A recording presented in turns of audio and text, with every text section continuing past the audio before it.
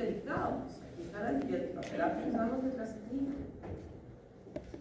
Destruíamos la bacteria, pero aún hospitalizados, hacíamos cultivo de esas heces y había cierta permanencia en algunos casos de la bacteria en deposición a los 2-3 días, a pesar de que habíamos dado la terapia antimicrobiana. Esto es importante, por eso había el cuidado de echar cloro a las deposiciones antes de que fuesen al baño.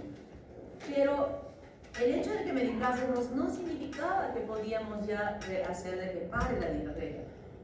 Quien estaba actuando allí no era la bacteria, sino la toxina, ¿verdad?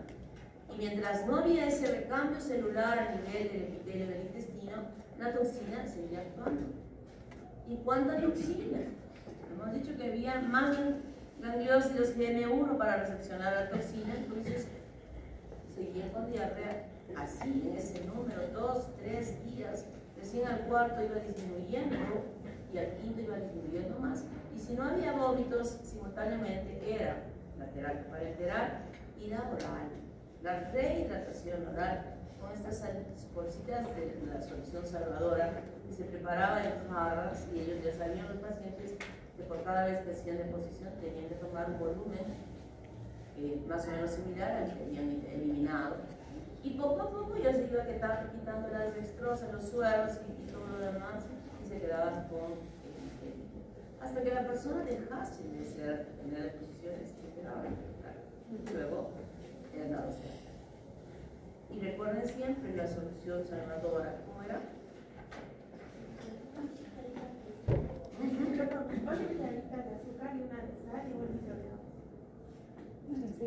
Y una ralladita, una vidita de una zanahoria ahí. ¿Para qué? ¿Para qué? ¿Para qué le rayamos una zanahoria para que lleven esa agua? Y algunas personas pueden traer unas 2 cucharitas incluso de arroz para que lleven. ¿Para qué? ¿La zanahoria para qué? Y si quiere le pueden escribir una naranja. ¿Para qué? ¿Para que esté más rico? No. Potasio. La sal solo tiene cloruro de sodio, no tiene potasio.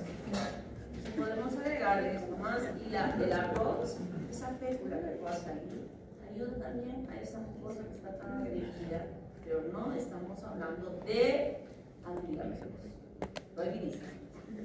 ¿Alguna pregunta?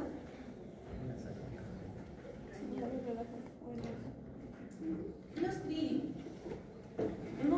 A Clostridium hemos estado considerando N veces desde el principio de las clases de neurobiología, ¿verdad?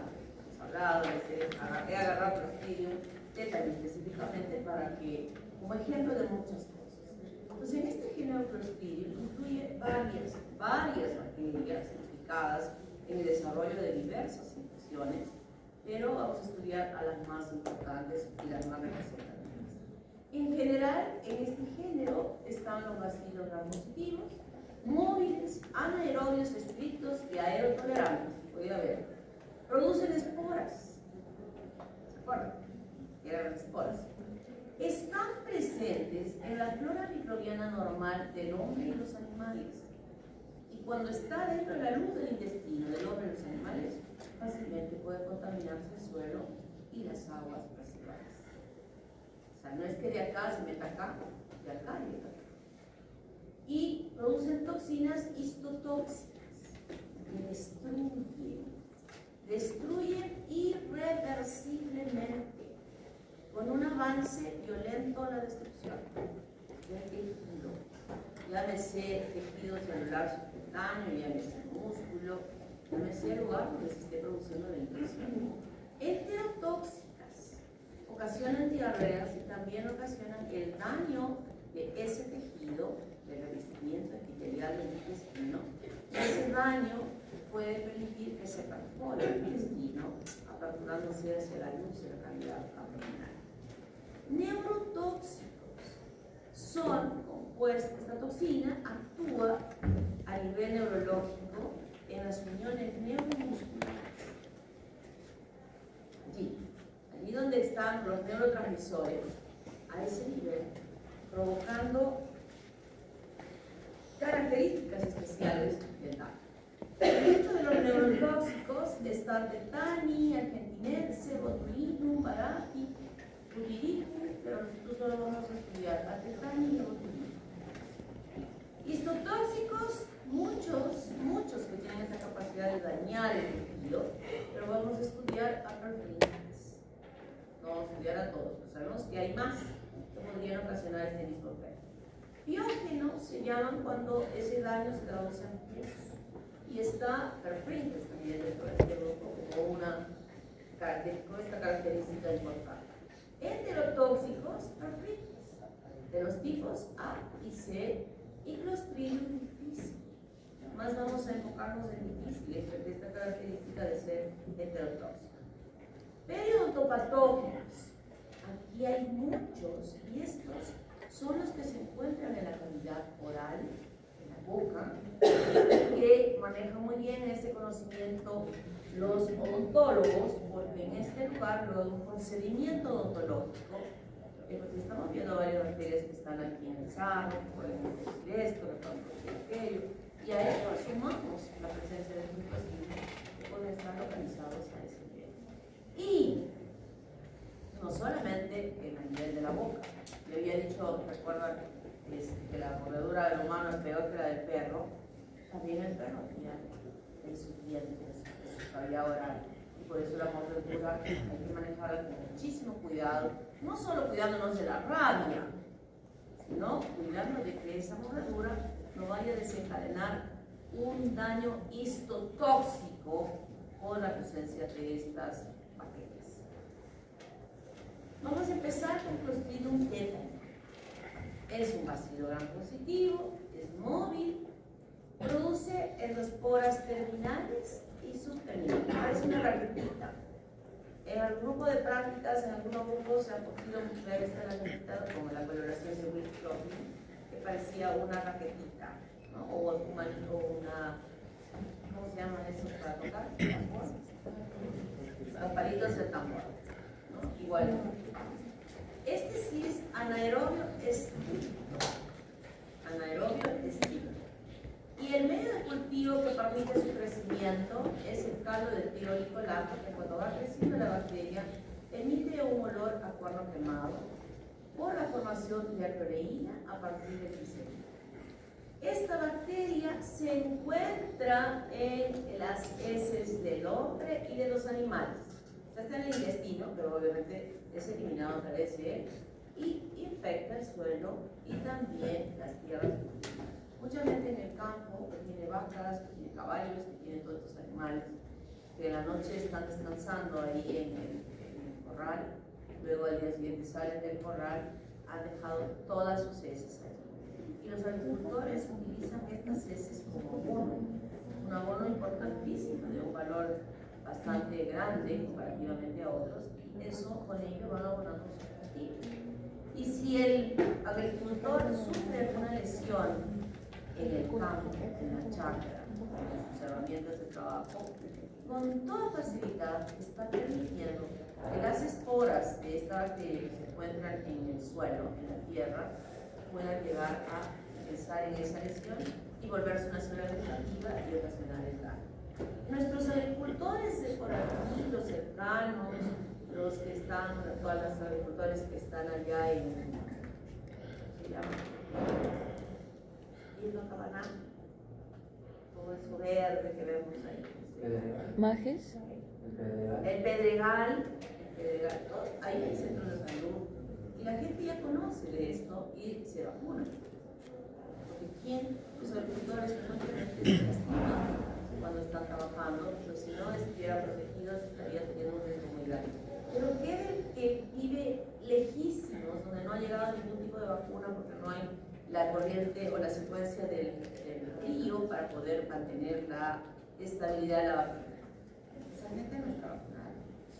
Y no es que las heces de las vacas de por acá tienen esporas y las de allá no la tienen. Y hay el riesgo enorme de que puedan desarrollar una infección por esta bacteria. Factores de virulencia, obviamente la espora, ¿no? Es un mecanismo importante la bacteria replicarse perennemente y luego poder sobrevivir. Y esta bacteria produce una toxina que se llama tetanoespasmina. Es una neurotoxina que está codificada como un plásmido. ¿Y cuándo es que se libera esta toxina? Que es una proteína, como ya sabemos, cuando la bacteria se rompe en la fase estacional. Y la toxina tiene una subunidad A y una subunidad B, una cadena ligera y una cadena pesada. Y lo que hace, ustedes saben lo que es el tono, ¿verdad? Tú ya hablaste. Es un estado de semicontracción. Tono es cuando ustedes estén examinando a su paciente. Clínicamente siempre hacemos esto. En la clínica hacemos esto. Tocamos los brazos, que es una parte importante que nos puede decir el tono de esa. Los jóvenes tendrán buen tono. Ya los mayores no tienen, y hay que reconocer que eso que no estoy tan bonito en ellos es normal. Entonces, ¿para qué hacemos esto cuando tocamos? Estamos ya evaluando algún problema neurológico. Entonces, esto de tener una firmeza, una dureza del músculo es el tono muscular. Y es el resultado del equilibrio entre la excitación y la relajación. ¿Quién excita al músculo? La acetilcolina. La acetilcolina. El neurotransmisor que excita al músculo es la acetilcolina. Y la que relaja, como dice ahí bien clarito, GABA y glicina. Entonces, de la liberación de acetilcolina y la liberación de GABA y glicina, de los dos está jugando para mantener un tono en el músculo. Pero ¿qué pasa si GABA y glicina están inhibidas en su función?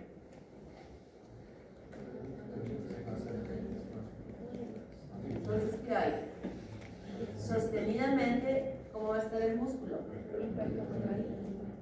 Entonces, con esta toxina, el efecto de esta toxina, cuya acción es inhibir la liberación de GABA y glicina, produce una parálisis espástica, parálisis en contracción, parálisis de la musculatura esquelética en contracción. Los músculos intercostales paralizados, los músculos de la deglución paralizados, los músculos del diafragma paralizados, todos paralizados, en contracción. Y eso se traduce claramente en el cuadro clínico. La tetanolicina es una ayudante, pero no es de la importancia que tiene la tetanospasmina. Entonces aquí tenemos justamente la sinapsis excitatoria. Y esta está perfecta, pero la tetanospasmina inhibe la liberación de GABA y glicina y perfectamente el músculo está sostenido en contracción. ¿Cómo se traduce clínicamente esto? Al principio puede haber un tétano localizado. En el lugar donde se produjo la lesión puede haber una contracción sostenida del músculo que el paciente no puede referir. Pero no se ha dado una atención rápida de limpieza del área. Se han quedado muchos esporas que ahora empiezan a multiplicarse y se empieza a producir la toxina. Y la toxina va a viajar a través de la sangre inicialmente hasta llegar al cerebro, y del cerebro, ¿dónde están los neurotransmisores? ¿Cómo van a llegar esta toxina a las uniones neuromusculares? A través de la vía nerviosa, ¿verdad? A través de la vía nerviosa. Entonces, llegan a este lugar y luego va a ser difundirse la toxina por todo lado a través de la vía nerviosa, ocasionando un tétanos generalizado que se caracteriza por el mismo es cerrar la boca, arrugando, triste. O al contrario, que haya agarrado a la persona con la boca abierta y se la risa sacón. No puede deglutir. Sudoración, irritabilidad, esto es muy difícil porque el estímulo de la luz, el estímulo de un ruido hace que se contraiga más el paciente. Opistótomos. La columna se tira hacia atrás como un arco, eso es opistótomo. Entonces son características que se observan en el paciente en el examen clínico, físico, para poder orientarnos a un diagnóstico clínico que estamos frente a este caso. El tétano neonatal puede producirse con estas mismas características en los niños que han sido atendidos en un parto que se ha cortado el muñón del ombligo con algún instrumento que está en ellos se puede desarrollar este cuadro por la contaminación. Nosotros tenemos aquí una risa sardónica. Este es el opistólogo. Y sabemos que van a llegar aquí y de esta llegará hasta todas las áreas, llegará para allá y llegará a todas para esta es otra risa sardónica. Y una lesión ni siquiera es grande, pero en un lugar prolijo, perfecto, para que las bacterias se quiten la coraza y empiecen a volverse células vegetativas y se empiecen a multiplicar y empiecen a producir la toxina, ¿no? Por eso es que en el tratamiento tenemos que tener todo el cuidado para eliminar. Se basa en la parte química, porque hasta que nosotros hagamos el cultivo, tengamos la respuesta, ya la paciente diga, bueno, en realidad es muy valorable. La posibilidad de supervivencia no es tan amplia. Excepcionalmente algunos pueden sobrevivir, pero generalmente van a fallecer. ¿Y por qué fallecen? Porque ni siquiera es tanto la toxina, sino que este paciente que no puede respirar, bueno, si es en el campo, ya se va a morir más pronto, pero si va al hospital, ¿qué hacemos? Se le hace una traqueostomía y se le conecta a un equipo de BIR a presión, porque no es un BIR cualquiera que el BIR hace así y el pulmón se infla porque no hay una resistencia. En este caso hay una resistencia. Tiene que ser un BIR que meta aire a presión para vencer la resistencia de esta contracción. Y cuando hablamos de traqueostomía y hablamos de hospital, ¿qué estamos pensando ya? Ya se ha hablado en el llanto. Puede ser que se infecte con bacterias que son resistentes a los antimicrobianos, como por ejemplo, oye, niña, casi, bajo tu mano. Por ejemplo, estoy preguntando a ti. Por ejemplo, podría ser resistente contra los patógenos. No, pero ¿qué bacteria? ¿En qué bacteria estás pensando cuando decimos que es un riesgo que ese paciente intubado pueda hacer una infección agregada? Podría ser pseudomonas. Podría ser pseudomonas. Y ahí va el riesgo sumado a la situación y por eso es que es muy difícil que puedan sobrevivir. ¿Cómo hacemos el diagnóstico clínico? Con todos los signos que estamos observando, pero además empezamos a investigar y hay que se eche una herida en la piel, que trabaje en el campo, que no se ha vacunado. Hacemos un raspado de la lesión y nos encontramos con pacientes gram positivos. Y hacemos el cultivo especial en un sistema para anaerobios y donde vamos a ver que crezca, se hace la identificación bioquímica y también se puede evaluar la presencia de la toxina fetal. Pero llegar hasta acá no es común, al menos en nuestro medio.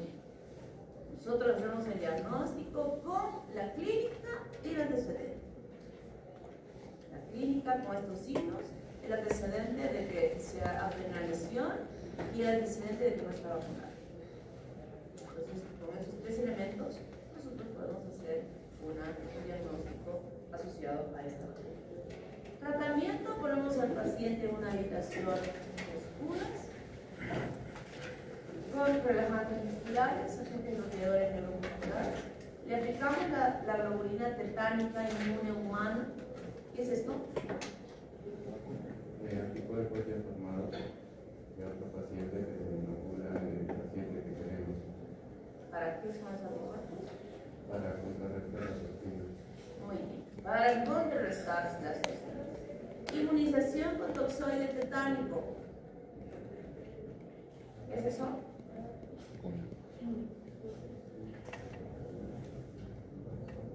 A ver. La vacuna, pero ¿qué tiene la vacuna? ¿Cuál es la composición de esta vacuna? Sí, cambiar. Miren. ¿Ah? ¿La qué? ¿Qué es el toxoide? La toxina. La toxina es el toxoide. Y no es modificada ni nada, porque le estamos poniendo un poquitito de la toxina. ¿Para qué modificamos la toxina? Va a tener el efecto de daño y todo lo demás cuando le meta pues, un litro de toxina. Pero la vacuna no es un litro, es una cantidad pequeñita. Y más bien tenemos que mantener la integridad de esa toxina para poder estimular la respuesta inmune, ¿no? Lavamos bien la herida, la debridamos, la curamos perfecta, nos metemos en lo más profundo del tejido, echamos cantidades de agua oxigenada para matar las bacterias anaerobias. ¿Se acuerdan que dije que era estrictamente anaerobia? Y la oxigenada es ideal para esto. Estamos eliminando a los posibles productores de la toxina. Y además agregamos esta terapia de metronidazol. El metronidazol es una medicación que se emplea para las parasitosis de los protozoarios. Y vienen tabletitas. O sea, podemos hacer unas tabletas horribles grandes que se pueden consumir. Pero esto no es eso. El metronidazol se utiliza para algunas infecciones, sobre todo las anaerobias, pero vienen en unas bolsitas de este tamaño, así, como de plástico o más grueso. Hay unas que son, no plástico, sino de látex, pero de este tamaño. O sea, viene en solución y se aplican viendo venosa por una vía. Y esto es ideal para matar a las bacterias anaerobias. Ideal. No solamente a estas, sino que en general ahora podemos estudiar a las bacterias anaerobias no tóxicas. Prevención, DPT.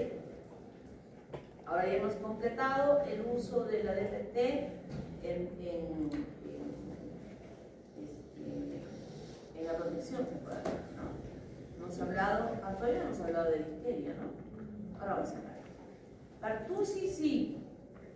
Tétanos, la T, nos falta la difteria. ¿Cuándo debe haberse diagnóstico? Perdón, el recuerdo. 10 años.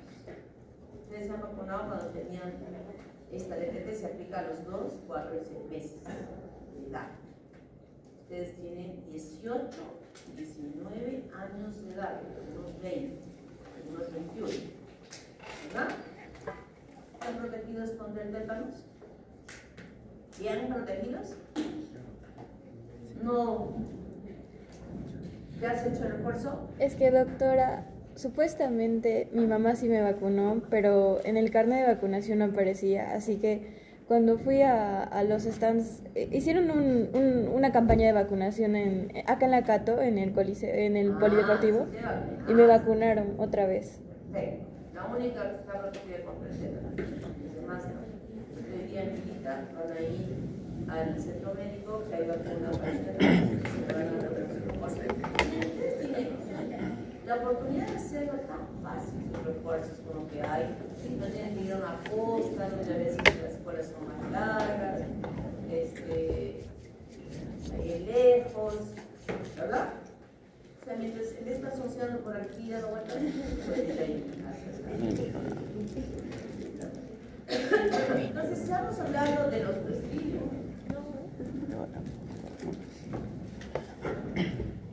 Y ahora hemos hablado de tétanos, pero luego vamos a hablar de eso. Y sí, ya les he dicho en relación a problemas entéricos. Y de este perfil también vamos a hablar, miren lo que somos. Gangrena. ¿Qué es gangrena? La cuba. Es tejido muerto, básicamente. ¿Qué es? Es tejido muerto por causa de falta de irrigación. Falta de irrigación. Normalmente es por eso. Esa es la gangrena seca. Bueno, entonces la gangrena sería la muerte del tejido. Exacto. La gangrena es la muerte del tejido. Irreversible. Hay que ponerle ese sufijo importante, no sufijo, apellido posterior. Irreversible. Ya no hay forma. Entonces, cuando un vaso sanguíneo es afectado y no permite una irrigación del tejido, el tejido muere. Eso se llama gangrena seca. Pero gangrena gaseosa es que se produce por una infección respiración por bacterias anaerobias que metabólicamente producen CO2 y se traduce en la producción de gas. Gas que se puede evidenciar por la crepitación. ¿Qué es la crepitación? Nosotros toquemos, si es tejido superficial, tocamos la piel así y sentimos debajo de la piel, que a veces incluso aparentemente es normal, y tocamos, presionamos, y es como que reventásemos globitos. Eso se llama crepitación. Eso es producida por esta bacteria fértil que se la lleva así, con la bandera en primer lugar por ocasionar esta reacción. Vamos a estudiar el botulismo, pero asociado a botulismo, pero hay otras bacterias también que pueden tener este mismo efecto del botulismo. Y muchos otros, como yo había mencionado, incluso como odontopatógenos, que puedan producir gangrena gaseosa. Clostridium botulinum. Esta bacteria se encuentra en el suelo y el sedimento marino de todo el mundo. Una forma de adquirir una infección en varios lugares es una preparación de conservas de pescado que no sigan una rigurosidad en su elaboración y se pueden meter allí y podrían algunas personas, estoy hablando de espora, sin oxígeno, sin nada, que puedan estar allí dentro de estas conservas que se hacen. Entonces, ¿qué hace esta bacteria? Produce una toxina botulínica que se sintetiza por la presencia de un fago. En la forma de ingestión se absorbe en el modelo y llega al sistema nervioso central y de ahí, como en el caso anterior, va a ir a las uniones neurotransmisoras y va a inhibir la liberación de acetilcolina. Si no hay acetilcolina, ¿hay excitación? No hay excitación. ¿Quién prevalece? GABA y glicina. Y al prevalecer GABA y glicina, prevalece ella, que se produce una parálisis. Lo contrario del tétanos, se produce aquí una parálisis plácida. Los músculos están plácidos, no hay tono. Y cuando digo músculo plácido, los músculos respiratorios están plácidos. ¿Podrá inspirar? Sí. ¿Podrá expirar fácilmente? No. Porque para expirar nosotros no tenemos ninguna fuerza. Para expirar, si se contraen los músculos del diafragma, se contraen los músculos intercostales para comprimir el pulmón y expulsar el oxígeno. Por favor, a ver, recuerden. ¿Quién hace que respire? ¿El pulmón hace que respire? ¿Solito el pulmón ahí respira? No. El pulmón va a inflarse o va a agitarse por la acción de los músculos respiratorios. Si esos músculos respiratorios no funcionan, no va, el pulmón está ahí como son, sin poder hacer nada. ¿Se dan cuenta? Entonces, en este caso, que se meta el aire se va a meter sin mucho esfuerzo. Pero para botar, tiene que hacer fuerza. En este caso, no se puede. Entonces, vamos a tener que una parálisis ácida cuando la acetilcolina no es liberada, no hay excitación y los músculos quedan plácidos. En la clínica puede haber esta que con intoxicación alimentaria cuando ingresa la espora por vía oral, por ejemplo en esto de las conservas que estamos comentando, y hay asteria, está todo ahí relajado.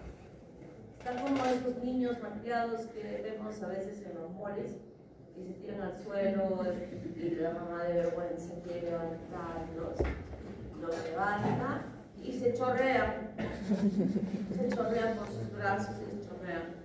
Eso tiene que tener cantidades de toxina botulínica, ¿no? ¿Ustedes lo han hecho también?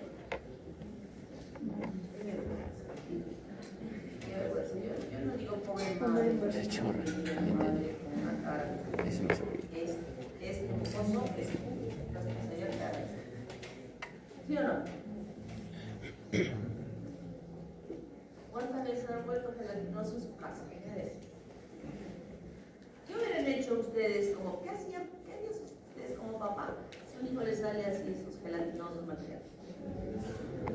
¿Qué hacían las mamás de antes? Su abuela. ¿Qué hizo la abuela con su papá o su mamá? ¿Saben qué hacían? Agarraban de la oreja a la ducha con agua fría. No le pegaban, nada, solo la ducha con agua fría. A ver si otra vez se volvía gelatinoso. ¿Creen que alguna otra vez se volvía gelatinoso? Pero ahora si hacen ustedes eso, se van a quejar a la de Muna, ¿no? Queja a la de Muna. Eso es, o sea, si todo flácido, todos los músculos están sin poder tener, que nosotros estamos en este momento sentados bien, ese tono muscular no nos permite estar así. Pero si ya no hay tono, es que se chorrea. Laxitud, mareos, sequedad de boca y de faringe y de lengua. Diplopia, visión doble. Disartria. ¿Qué es disartria? Dificultad para articular palabras. Como que no tenía disfagia. Dificultad para comer. Dificultad para definir. Puede pasar. Y la parálisis descendente simétrica que va comprometiendo hasta los músculos respiratorios y sigue bajando, y hay retención urinaria que hay que colocar sondas vesicales para evacuar la orina que está detenida en la vejiga. Puede haber disección abdominal también, porque el nivel paralítico no está funcionando el isotismo y el abdomen empieza a abandonarse, ¿no? Miren, este está consciente, pero no puede abrir los ojos. No puede abrir los ojos. No hay fiebre y la conciencia está conservada. Esto sucede cuando esta digestión de la espora permite que se desarrolle ese cuadro de botulismo. Puede haber también botulismo de heridas cuando a través de una lesión ingresan las esporas. En este caso, sí hay fiebre y sí hay, o sea, puede tener más tiempo de incubación hasta que las bacterias puedan establecerse mejor, proliferar y multiplicarse. Y el botulismo infantil se da cuando a ese niño pequeño se le da miel de abeja. No debe darse miel de abeja a los niños porque en ellas podría estar las esporas y desarrollarse esta infección en los niños. La toxina botulínica hoy día se utiliza en el comercio, es el botox. Ah, sí. ¿Qué efecto tendrá el botox en las caras arrugadas?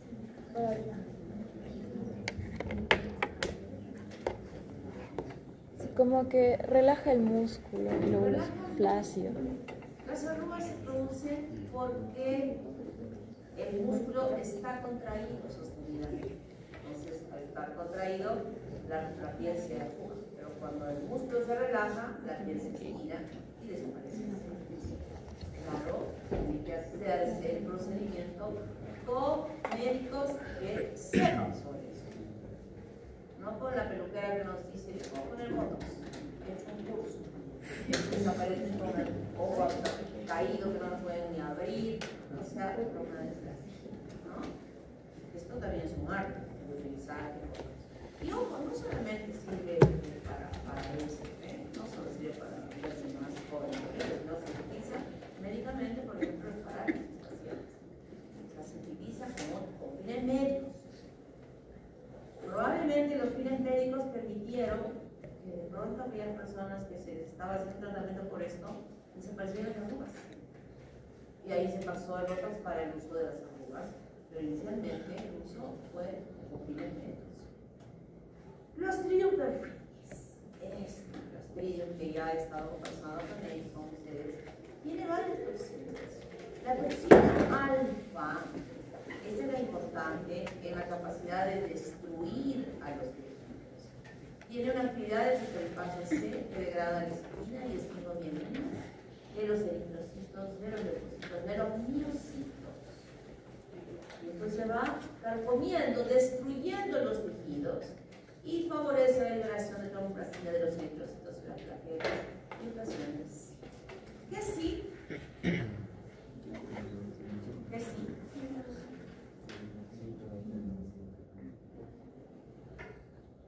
Coagulación intravascular que se genera. Coagulación intravascular diseminada y no existe. Se mide en el síndrome de Waterhouse. No me acuerdo bien, pero era el caso de Diógenes. Bueno, no solamente se produce en ese síndrome. El SID es una complicación grave de las infecciones, no solo de las infecciones, no hay otras causas, pero nosotros estamos inscribiéndonos a las infecciones. Se produce en aquellos casos donde ya hay septicemia, o sea, donde hay infecciones generalizadas, donde hay un daño endotelial, donde hay gran cantidad de leucocitos que están circulando, donde hay todos los componentes inflamatorios, ustedes ya lo saben bien, circulando a través de la sangre, y va a provocar un secuestro a nivel de los vasos sanguíneos de las plaquetas que normalmente existen.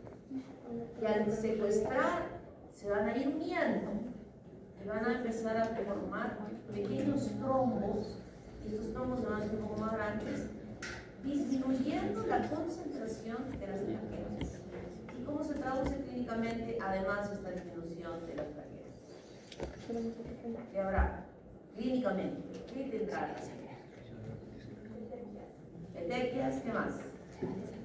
Moretones, ¿qué más? ¿Qué más? Se va a desangrar el paciente. Y empieza a sangrar de las encías, empieza a sangrar por el recto, tiene una enterorragia, que las mujeres pueden tener sangrado vaginal. Eso es lo que es una coagulación intravascular diseminada, que es una situación muy grave, que ya nos está siendo el riesgo de muerte de ese paciente cuando ya se presenta este caso. Entonces, esta bacteria destruye esta toxina es la que destruye completamente de forma irreversible. También es el factor asociado a la gangrena gaseosa, esto de los para. La toxina beta produce enteritis necrotizante cuando se come carne de cerdo mal cocida. No solamente que la toxina va a producir diarrea, que va a producir, sino que también va a necrosar el epitelio del intestino. La toxina teta, la molicina O2, que altera también la permeabilidad vascular y es tóxica para los cardiomyocitos. O sea, ¿cómo se infecta? Este que está haciendo una infección en una lesión por esta toxina, o por la infección de la bacteria, no solamente se va a afectar a ese nivel, empieza a afectarse porque la bacteria no dice, yo solo produzco toxina. No, produce todas. Es una infección de esta, es bastante grave. Y puede producir una enterotoxina, inicialmente produciendo una diarrea, pero luego va a dañar esa mucosa del intestino. Entonces, fíjense, esto lo hace, tenemos que actuar eficientemente. Yo puedo tener un accidente en la avenida de tránsito. Es igual ese accidente que me ha pasado el carro por mí, tengo fracturas, expuestas muchas. Será exactamente el mismo comportamiento de yo como médico que recepciona a un paciente, de uno que viene atropellado igual con las mismas características clínicas, pero que lo han atropellado en el Pedregal, en esa pista que sale de Camaná para este lado. ¿Es lo mismo? ¿Han visto la pista que se desvía al Pedregal?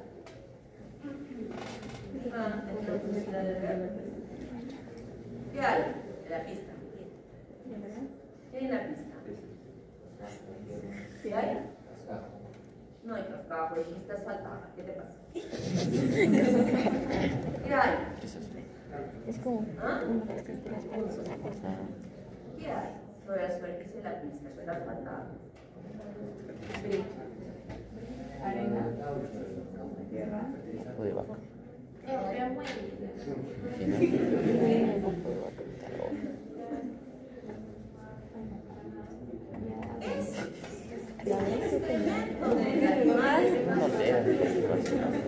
Entonces pregunto, ¿es lo mismo que yo me accidente aquí a que me accidente allá?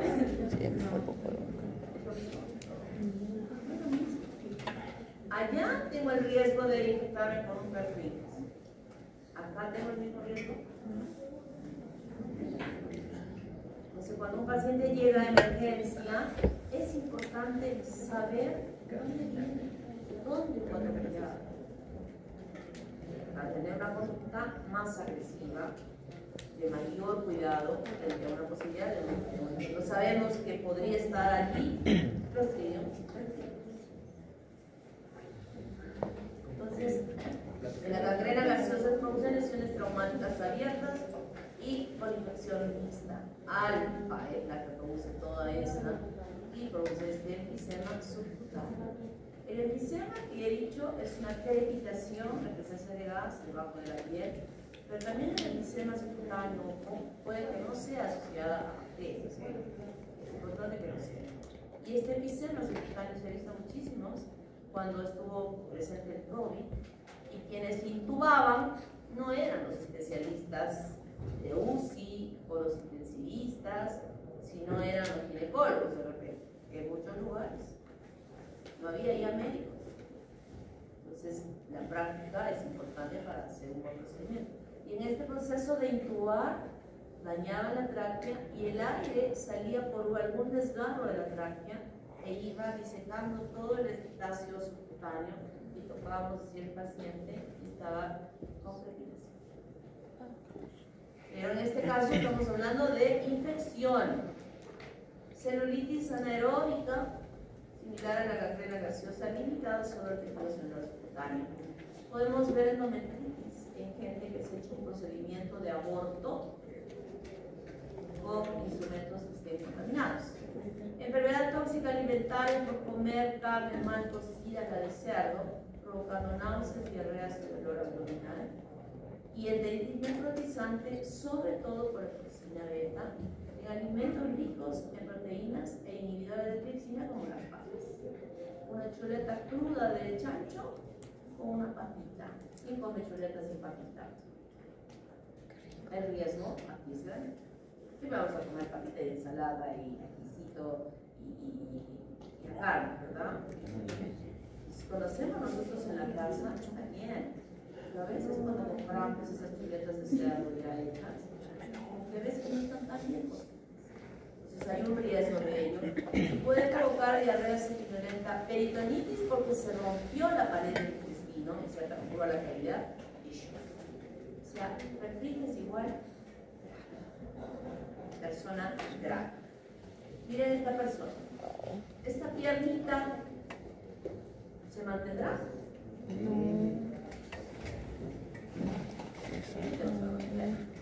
La piernita va a ser amputada. Cuando quiero que guardemos esto en su memoria. Crepitación igual anaerobios.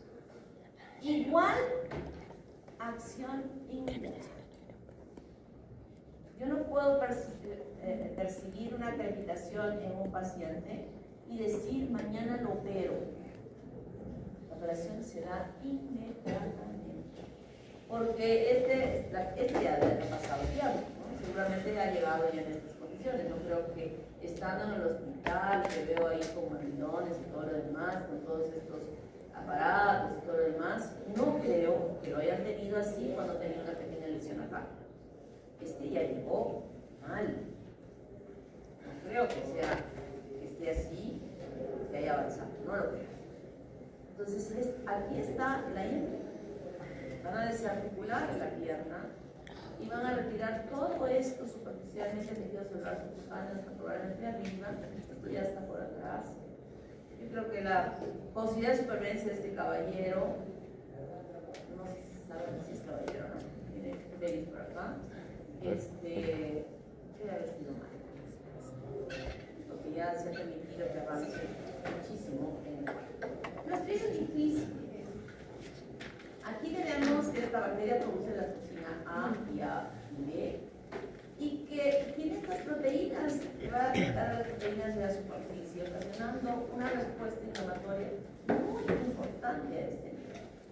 O sea, va a estimular estas toxinas, que haya una quimiotaxis súper activa y que va a empezar a presentar una diarrea digamos, característica y típica, porque cuando se elimina la diarrea producto de esta infección, se eliminan como membranas.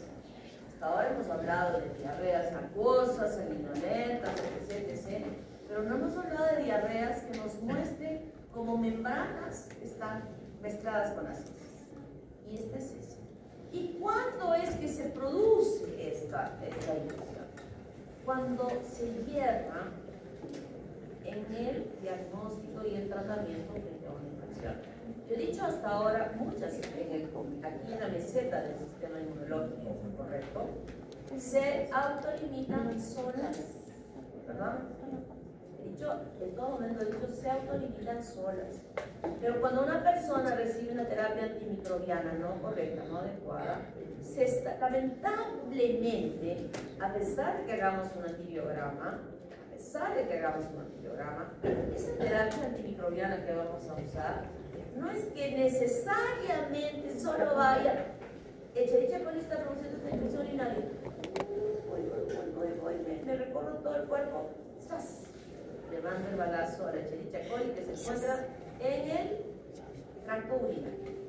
Solo para ver, no podemos dirigir la droga directamente para que vaya al lugar donde se está produciendo la infección. Sería ideal. Pero esta que mató a la Escherichia coli de la orina, también va a matar a la Escherichia coli que se encuentra en el intestino. No. Todas. Nuestra flora normal bacteriana va a ser afectada. Y cuando se afecta la flora normal, que contrarresta, está ahí limitando que las otras se multipliquen. Entonces en ese momento dicen, libre. ¡Qué felicidad! No hay nadie que me esté molestando para que no me libre. Y empiezan a molestarse. Porque esa droga a esta bacteria no le hizo ni cosquillas. Entonces, este es el resultado de esta situación. Y frente a eso, definitivamente, vamos a hacer el trabajo de investigación formativa sobre microbiota versus enfermedad. En los grupos de práctica lo vamos a hacer. Ojito. Yo sé que quien va a hacerlo van a ser ustedes. Va a ser ya. ¿No? Ya te digas. Yo voy a poner ahí. La doctora a mí pide una monografía, una investigación formativa sobre esto, y quiere esto, y quiero de tantas páginas, y quiero esto. ¿No? Ya, ese trabajo de ChatGPT lo voy a calificar como 0.5. Y 0.5 va a ser una evaluación, de repente esto es 0.3. 0.7 va a ser una evaluación que vamos a tomar en sus prácticas sobre el peso. No vamos a dejar el chat de quiero que lea. Las preguntas no van a ser tan específicas, sino un concepto que ustedes obtengan de esa lectura de lo que el chat les va a dar. ¿Está claro? Y quiero sustentar lo que estoy diciendo en este momento con esta patología. Tan importante que la alteración de la microbiota intestinal traduce en una gran variedad de enfermedades. Eso quiero que ustedes sepan. ¿Ya? ¿Por qué no vamos a dar al ChatGPT? Dicen que su flora bacteriana solo se aplica para persuadir plantas y que para humanos son específicamente para la microbio. Maravilladas. Ese breve. Visto que pueden poner su baño, una foto que tiene el baño. Si quiero una remodelación de este baño, sale. Quiero arreglar mi cuarto, sale la posición de la cama a otro lado. Yo ya no creo en los cantantes que escriben las canciones. No tanto ya no les escribo. Porque ChatGPT les está escribiendo la canción. No eres compositor. Quiero una canción para varones de 30 años que han sufrido una desilusión y que están sufriendo mucho. A ver. Hasta la música. Ya no es solamente letra, es música. Creo que no van a poder hacer porque caen los huevos podridos. Familia Un beso. braseada. Sí. Aquí tenemos, ¿recuerdan a esta bacteria? A Bacillus. A ver, ¿quién recuerda a Bacillus?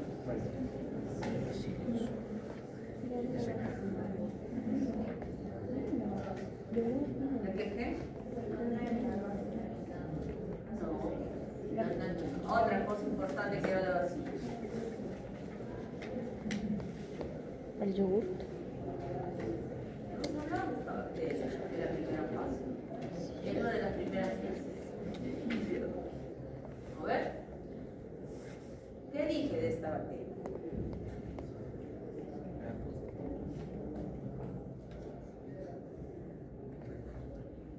Les dije, cuando llegue a Bacillus voy a decirles, recordarles esto que les estoy diciendo en este momento.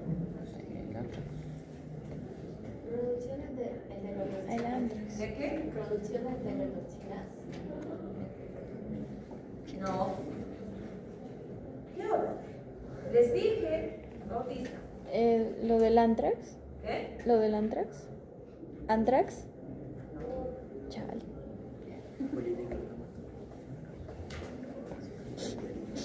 Les dije, todas las bacterias con cápsula, su cápsula está formada por polisacáridos, excepto una, así, Ah.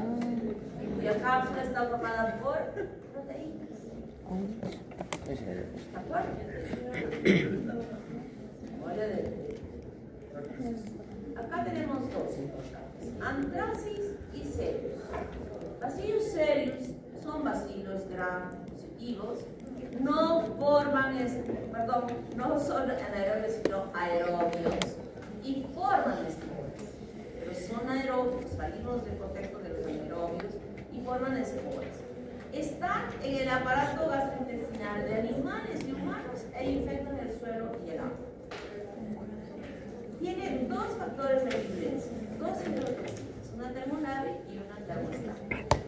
Y como enfermedad produce intoxicación alimentaria de tipo médico, es decir, con solo vómitos, y otro de tipo diarrea. Esto es lo más importante de esta bacteria, que produce de todos los alimentos contaminados, el más indicado es el consumo de arroz. Arroz calentado, arroz de los días anteriores, que se pueda calentar, esa es la fuente de infección. Y eso ocasiona este cuadro clínico, o también puede contaminarse, pero digo lo más frecuente es el consumo de arroz. Pues en el tipo de médico hay náuseas y vómitos y dolores abdominales y a veces diarrea, tras un tiempo de incubación de 1 a 5 horas. Qué rápido. Y el tipo diarreico, hay diarrea abundante con dolor abdominal, fiebre y vómito, pero es una fiebre no importante tampoco, Periodo de incubación 6 meses. ¿Con quién me puedo confundir? ¿Con Staphylococcus aureus? ¿Con Staphylococcus aureus. Staphylococcus aureus? ¿Cuál sería el elemento importante de que yo sospeche de esta bacteria y no de aureus? ¿Hace cuánto tiempo comí ¿Se acuerdan de una? aureus, verdad? Que producía diarrea de una toxina preformada previamente y que producía diarrea y vómitos en un tiempo corto, muy similar a esto. ¿Qué nos ayudaría a nosotros a pensar que estamos frente a esta bacteria y no frente a aureus? ¿Hace cuánto tiempo comió? Sí, conmigo, sí, con otro.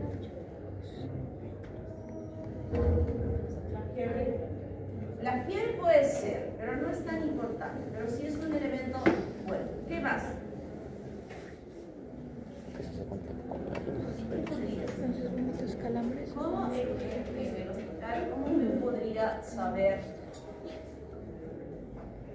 ¿Cómo podría yo? A ver, Pedro. El dolor al momento de la diarrea. ¿El qué? El dolor en el Y momento. los dos duelen.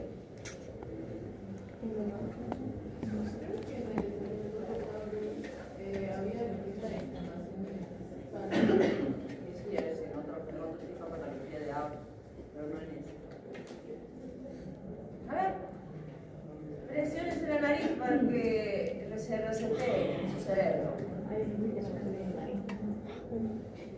¿Qué podría ser? La debilidad. Yes. La comida. No sé. Acá dice 30 a 8 horas. ¿El número de deposiciones? No. En la infección por estafilococo aureus por la enterotoxina, en el coprocultivo no se ve ninguna bacteria profesora de las toxinas en la Aquí también vamos a ver que no pasemos bacterias, porque es una muestra de esas.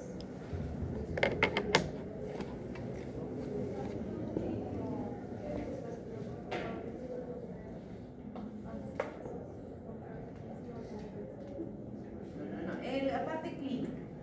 Acá ocurre por traumatismo y en el estafilococo ¿Vamos a ver? por traumatismo. Ese es otro serio. Estamos hablando de la diarrea del cuadro clínico. Ahora, Vómito y diarrea. los dos tienen vómito y diarrea. Debilidad muscular. Bien, acá cuando llega el paciente con este cuadro clínico al hospital, siempre he dicho que tenemos que preguntar ¿qué comió? Iba a decirnos ¿No responde? hace 6 horas Era abusivo. ¿dónde comió? Igual tienes participación. ¿Dónde? Yo participo. El dónde es que va a comer, es qué comió, donde va a decir salsas, que comí esto, aquí no hay salsas. Y además esto, más de cuando uno consume, muchas veces en la casa, fuera. Ahora desde fuera, consumo fuera, no en la casa. Entonces ese dato es importante. Claro que el tratamiento finalmente en ambos es lo mismo, la hidratación oral, como saben, una terapia antimicrobiana, porque es la toxina la que está ocasionando el problema. Y como decía nuestra amiga que decía que el traumatismo, esta está asociada, puede producir lesiones oculares con traumatismo. Pero lo más importante cuando hablamos de serios es este problema gastrointestinal. Bacillus anthracis. Esta bacteria también es un bacilo gram positivo y tiene la característica de unirse entre ellas y forman estreptobacilos. ¿Se acuerdan de los estreptobacilos que vimos? Y tiene una cápsula que está formada por proteínas. Unas pelotas. Y además forma No, esporas. A diferencia de la bacteria también y de los proteínas. En la espora se localiza a nivel central, que parece un caramelito. Parece un caramelito cuando vemos una colocación de microscopio. Inmóvil, y cuando queremos sembrarla en agarre sangre, nos muestra esta imagen hemolítica en vidrio esmerilado, típica de la bacteria. Y cuando sembramos en un agarre de gelatina, que se hace puntitos, sembramos ahí, crece así como un pino y partido. Entonces, esas características en el medio de cultivo nos ayudan a nosotros a poder reconocerlas. La cápsula polipeptídica formada por ácido D-glutámico es muy importante porque evita que pueda ser parasitada la bacteria y está codificada por el plásmido PXO2 y además de tener su cápsula, la bacteria produce la toxina del anthrax. Esto del anthrax de pronto les está confundiendo porque hablamos de un anthrax por el estafilococo aureus que era un absceso subcutáneo enorme localizado a nivel de la nuca que tenía múltiples aperturas, ¿no? Entonces, este es el anthrax por el estafilococo, pero hay un anthrax que se llama como enfermedad anthrax o carbuncle que estamos estudiando en este momento. Entonces, cuando se forma esta toxina, está compuesta por varios elementos que nosotros tenemos aquí, que es el antígeno protector, que es el que se va a acoplar a las células, a los receptores de las células.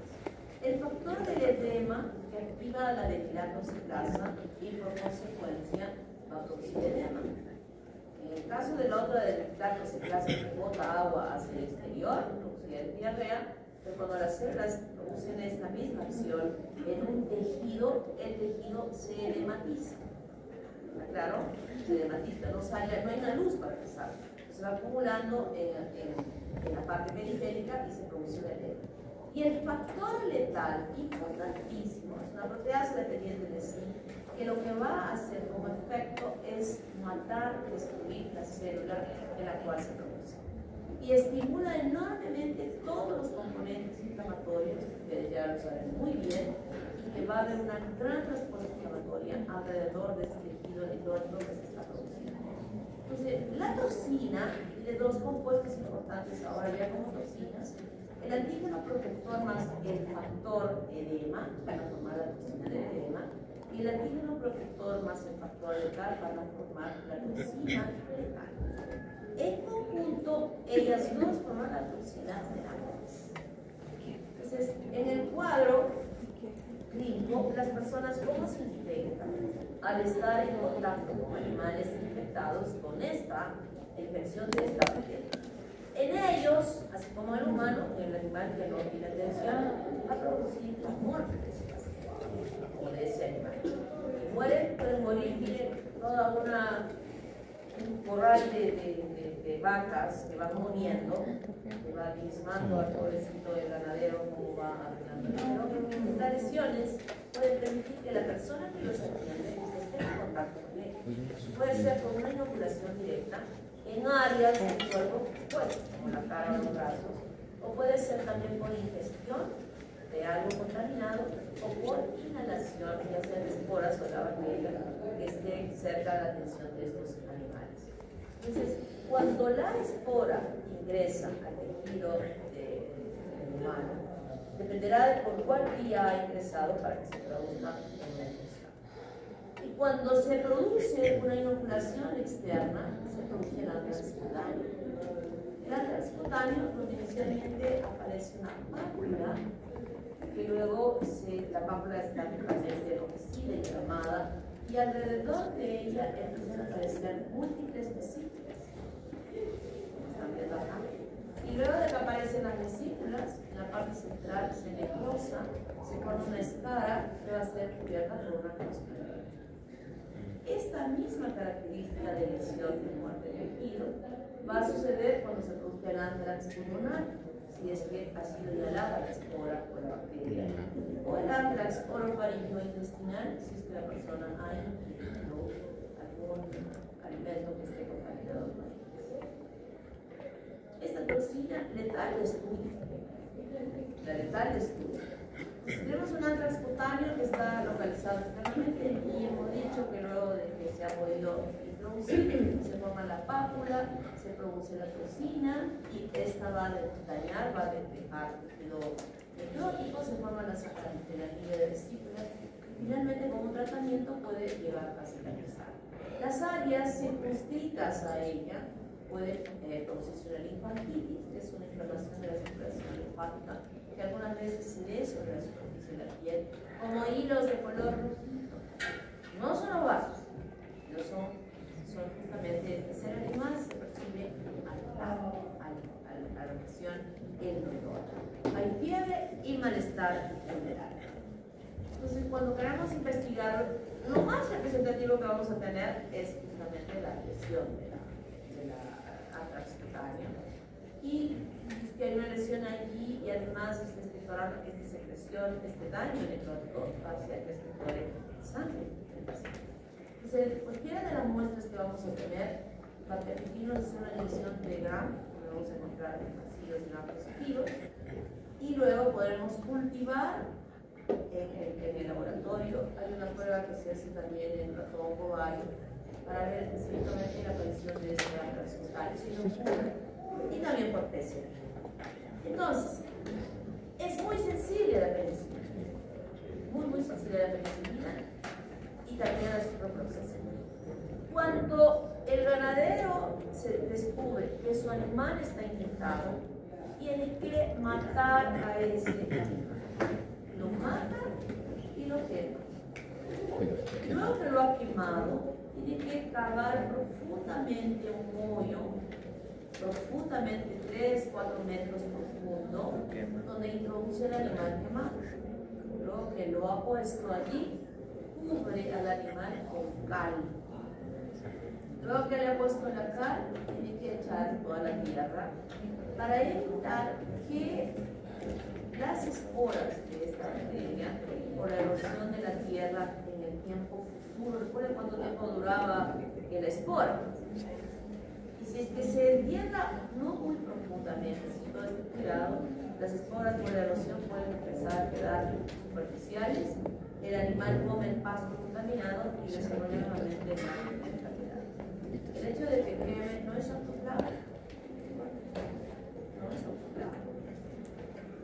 ¿O es autoclave? No es autoclave, pues las esporas van a sobrevivir. Y de esa manera se protege en el futuro a poder desarrollar.